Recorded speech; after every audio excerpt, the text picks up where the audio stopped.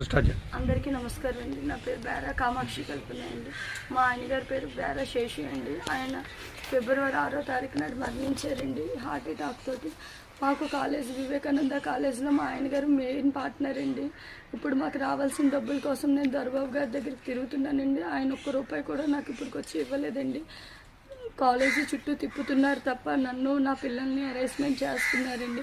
అలాగే గతంలో కూడా మాకు ఒక స్కూటీ యాక్సిడెంట్ కూడా చేయబోయారండి. నేను తప్పించుకొని ప్రాణాలతో బయటపడ్డామండి. మాకు ఏమైనా ప్రాణహాని కూడా కాలేజీకి వెళ్ళి డబ్బులు అడుగుతుంటుంటే మాకు బెదిరింపులు వస్తున్నాయండి. ఆ బెదిరింపుల వల్ల మేము భయపడుతున్నామండి. అలాగే నేను ఇప్పుడు కంప్లైంట్ కూడా ఇచ్చానండి, సిఐ గారికి ఇచ్చానండి, డిఎస్పీ గారికి కూడా కంప్లైంట్ ఇచ్చానండి. నా పిల్లలు చాలా చిన్నోళ్ళండి. మాకు వెనకాల ఏమి ఆదాయం వచ్చే మార్గం లేదండి. నేను ప్రైవేట్ స్కూల్లో టీచర్గా పనిచేస్తున్నానండి. నాకు రావాల్సిన డబ్బుల కోసం నన్ను ఇబ్బంది పెడుతున్నారండి. దయచేసి మీరు డిఎస్పీ గారు కోరుకుంటుంది ఏంటంటే నాకు నా సమస్యకి పరిష్కారం న్యాయం చేయమని కోరుకుంటున్నాను. నమస్కారం అండి. ఈరోజు నా పైన బేరా కల్పన అనే అమ్మాయి ఒక తప్పుడు అభియోగం చేస్తూ డిఎస్పీ గారికి కంప్లైంట్ ఇవ్వడం జరిగింది. ఇది నాకు పత్రికా విలేకరుల ద్వారా నాకు తెలిసింది. ఈ సందర్భాన్ని నేను ప్రెస్ మీట్ పెట్టడం జరిగింది. నేను ప్రజా జీవితంలో ఉన్నాననే ఏకైక కారణం చేత నాపై లేనిపోని అభియోగాలు చేస్తూ ఈ కంప్లైంట్ అనేది ఇవ్వడం జరిగింది. నేను బైక్తో గుద్దేయబోయానని చెప్పేసి కంప్లైంట్లో రాయడం జరిగింది. నేను సుమారు 8 సంవత్సరాల నుంచి బైక్ అనేది వాడటం లేదు. మరి అది ఏ రకంగా అభియోగం చెప్పిందో నాకైతే తెలియట్లేదు. అదేవిధంగా ఈ కాలేజీ 4 పార్ట్నర్స్తో రన్ అవుతుంది ప్రజెంట్. నా ఒక్కడి మీదే కంప్లైంట్ ఇవ్వడం జరిగింది. అంటే ఇది కేవలం రాజకీయ కుట్ర కోణంతోనే ఇది జరిగిందనేది నేను విశ్వసిస్తున్నాను. దీనిపై పోలీసు వారు ఎంక్వైరీ చేసి తగిన చర్య తీసుకున్న తర్వాత, ఇది అభియోగమనే తెలిసిన తర్వాత ఆ అమ్మాయిపై నేను పరువు నష్టం దాబా కూడా వేయడం జరుగుతుంది. ఖచ్చితంగా నేను ఈ కేసు తేలిన తర్వాత ఆ రకంగా కూడా నేను చర్యలు తీసుకుంటాను. నా వ్యక్తిగత ఇమేజ్ని దెబ్బతీసే విధంగా కేవలం అభియోగం చేసింది. గతంలో ఇటువంటి ఎప్పుడు కూడా నేను నర్సీపట్నంలోని నాతో తిరిగినటువంటి ఎవరిని అడిగినా సరే నా యొక్క వ్యక్తిగత జీవితం గురించి ఎవరు అడిగినా చెప్తారు. అదేవిధంగా మా కాలేజీలో స్టాఫ్ కూడా ఈ విషయం తెలుసు. వాళ్ళకి ఏ రకమైనటువంటి సంబంధం లేదనే విషయం కూడా కాలేజీ స్టాఫ్ అందరికీ కూడా తెలుసు. ఇది ఎవరైనా సరే ఎంక్వైరీ చేసుకుంటే ఆ విషయం క్లియర్గా తెలుస్తుందని నేను పత్రిముఖంగా తెలియజేస్తున్నాను. ఇప్పుడు మీరు బయటతో ఉద్దేశంగానే కదా కంప్లైంట్ ఇచ్చింది. 22 లక్షల రూపాయలు మా ఆయన పెట్టుబడి పెట్టాడు, ఆ డబ్బులు ఇవ్వకుండా తిప్పిస్తున్నారు, చంపేస్తారని బెదిరిస్తున్నారు అని ఆవిడ అభియోగం. కాలేజీ ఎప్పుడు పెట్టారు? కాలేజీ 2011లో పెట్టడం జరిగింది. ఇది మేము ఆ రోజు మొత్తం కాలేజీని 5 పార్ట్నర్స్ కింద కలిపి 23 లక్షల రూపాయలు కొనడం జరిగింది. కాబట్టి ఇది పూర్తిగా అభియోగం అనేది అవాస్తవం అనేది ఆ కంప్లైంట్లోనే తెలిపోతుంది. మేము 23 లక్షలు పెట్టిన కాలేజీకి వాళ్ళు 22 లక్షలు ఇచ్చారంటే అది ఎంత హాస్యాస్పదంగా ఉందో, ఆ కంప్లైంట్లో ఎంత తప్పు ఉందనేది అందరికీ నేను పత్రికాముఖంగా తెలియజేయడం జరుగుతుంది. తీసుకున్నారని చెప్తున్నారు ఆవిడ.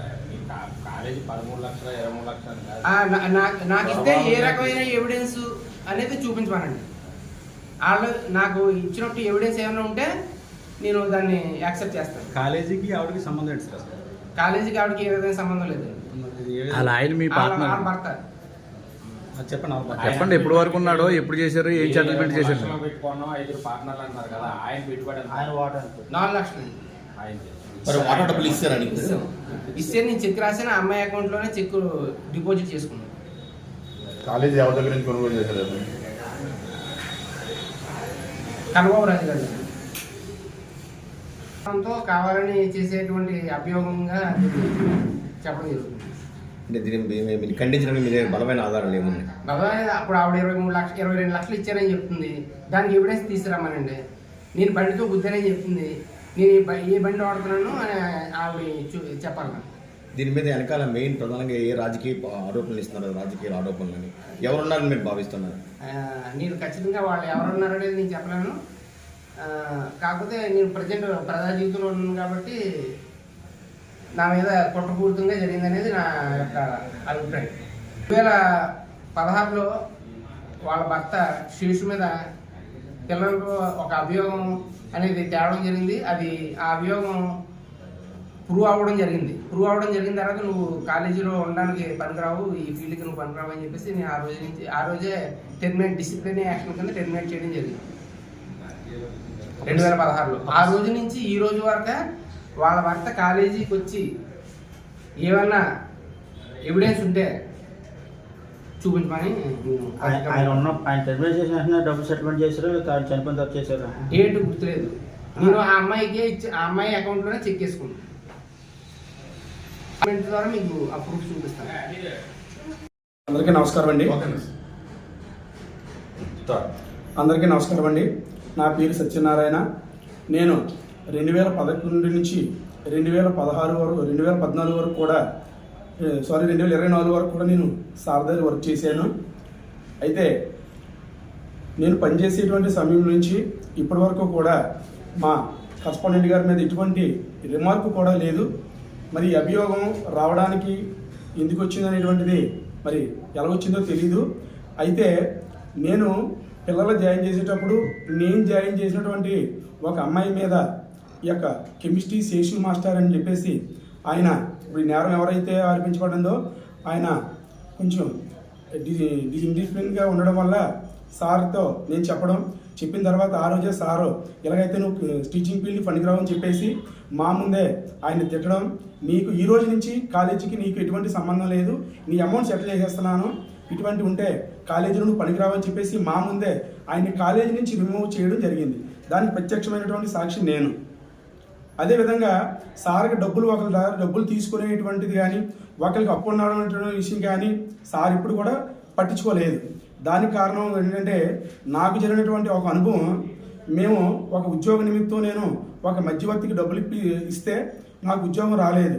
1,00,000 రూపాయలు సారు మేనేజర్ మీరు 1,00,000 రూపాయలు అప్పు తెచ్చి ఇచ్చారు, మీరు ఎలా బతుకుతారు, ఇదిగోండి ఈ 1,00,000 రూపాయలు నేను ఇస్తాను, తర్వాత అది వస్తే పోతుందని చెప్పేసి అంటే నా పిల్లల యొక్క వస్తువులు తాకట్టు పెట్టినటువంటి ఒక ఉద్దేశంతో సార్ ఏం చేశారంటే మీరు ఎలా పోతారు మేనేజర్, మీకు వచ్చి జీతాలు తక్కువ, మీరు అలాంటి తప్పుడు పనులు ఎందుకు చేశారని చెప్పి సార్ నన్ను తిట్టి నాకు 1,00,000 రూపాయలు ఇవ్వడం జరిగింది.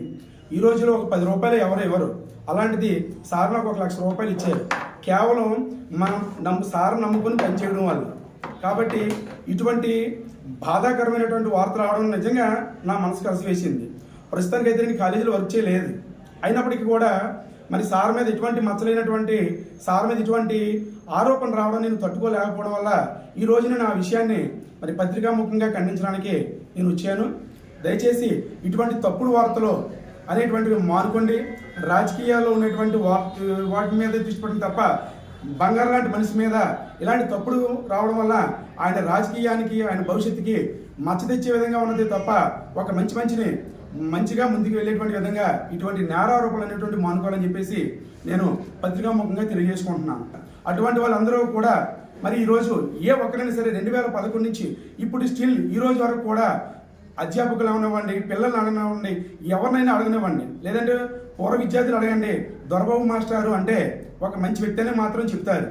ఎందుకంటే ప్రతి వ్యక్తిని కూడా ఈయన ఆప్యాయంగా చూడడం, ప్రతి వ్యక్తిని కూడా దగ్గర తీసుకోవడం అనేటువంటిది మేము గమనించినటువంటి విషయాలు. కాబట్టి మా కరస్పాండెంట్ గారికి ఇటువంటివి నేరారోపణలు రావడం అనేటువంటిది నిజంగా బాధాకరమైన విషయం. దీని వెనక ఎవరున్నారో వారిని గుర్తించి వారి మీద చట్టపరమైనటువంటి చర్యలు తీసుకోవాలని చెప్పి ఇటువంటివి మరలా మా కరస్పాండెంట్ గారి మీద రాకుండా మరి పత్రికా విలేకరులు ఖండించాల్సిందిగా నేను